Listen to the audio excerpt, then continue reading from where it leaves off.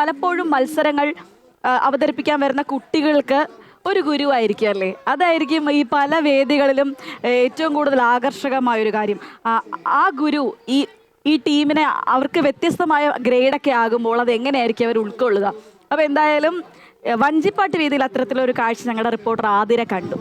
വഞ്ചിപ്പാട്ട് team 3 ടീമുണ്ടായിരുന്നു. അവർക്ക് 3 പേർക്കുമായിട്ട് ഒരു ഗുരുവായിരുന്നു. ആ റിപ്പോർട്ടൊന്ന് കാണാം. ഇന്ന് നമ്മുടെ കൂടെയുള്ളതൊരു വഞ്ചിപ്പാട്ടിൻ്റെ ടീമാണ്. അപ്പോൾ എൻ്റെ പുറകിൽ കാണുന്നതാണ് ആ ടീം. നിങ്ങൾ വിചാരിക്കുന്നുണ്ടാവും ഒരു ടീമിൽ ഇത്രയും കുട്ടികളോ എന്ന്. പക്ഷെ അങ്ങനെയല്ല, ഇത് 3 ടീമാണ്.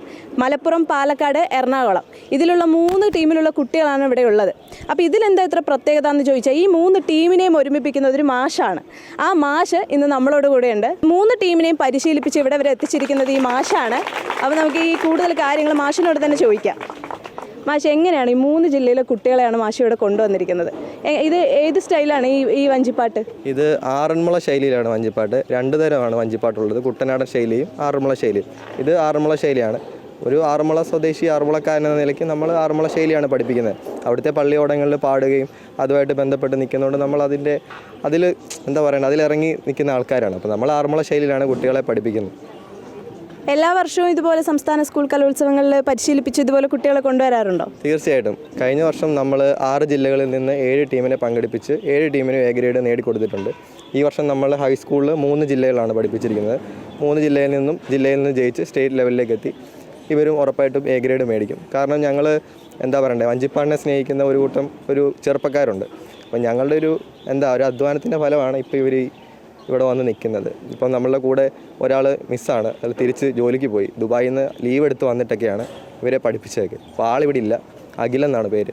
അതുകൂടാതെ ആരോമൽ, അഭിജിത്ത്, ശങ്കരൻ, അതായത് ശരത്ത്, ഇവരൊക്കെ ഈ പഠിത്തത്തിൻ്റെ ഇടയ്ക്ക് ഇപ്പം ഒരാൾ MBAയുടെ എക്സാം ആയതുകൊണ്ട് വരാൻ പറ്റിയില്ല. അങ്ങനെ കുറച്ച് പേരുണ്ട്. ഞാൻ ഒറ്റയ്ക്കല്ല, ഒരു 5 പേര് അടങ്ങുന്ന ഒരു സംഘമാണ് ഇവരെ ഇങ്ങനെ ഇവിടെ കൊണ്ട് നിർത്തിയിരിക്കുന്നത്.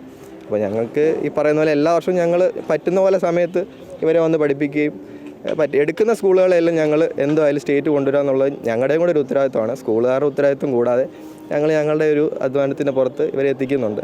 ഈ വർഷവും ഞങ്ങൾ എടുത്ത എല്ലാ ജില്ലകളിൽ നിന്നും ടീമിനെ എത്തിക്കാൻ കഴിഞ്ഞ സന്തോഷത്തിലാണ്. അപ്പോൾ മാഷിനെ കലയൊക്കെ അത്രത്തോളം സ്നേഹിക്കുന്ന ഒരാളാണെന്ന് മനസ്സിലായി. എങ്ങനെയാണ് ഈ മാഷ് വഞ്ചിപ്പാട്ടിലോട്ട് വരുന്നത്, ഇത്രയും താല്പര്യം ഇതിലോട്ട് തോന്നുന്നത്? കാരണം അതെൻ്റെ നാടിൻ്റെ പ്രത്യേകത തന്നെയാണ്. ആറന്മുളയാണ് എൻ്റെ സ്വദേശം. അതൊരു പൈതൃക ഗ്രാമമാണ്. പടയണിയും വഞ്ചിപ്പാട്ടും ഒക്കെ ആയിട്ട് ബന്ധപ്പെട്ടിരിക്കുന്നതാണ്. അപ്പോൾ നമ്മൾ കുഞ്ഞുനാളിലെ തൊട്ട് വഞ്ചിപ്പാട്ട് കളരികളിൽ പോയിട്ട് പഠിച്ചു തുടങ്ങിയതാണ് വഞ്ചിപ്പാട്ട്. അപ്പം അങ്ങനെ നമുക്കിതറിയാം. കൂടാതെ ഇപ്പം എൻ്റെ നാട്ടിൽ എൻ്റെ കരയിൽ പള്ളിയോടമുണ്ട്. ഞാൻ ആ പള്ളിയോടത്തിൻ്റെ ഈ വർഷത്തെ ക്യാപ്റ്റനാണ്.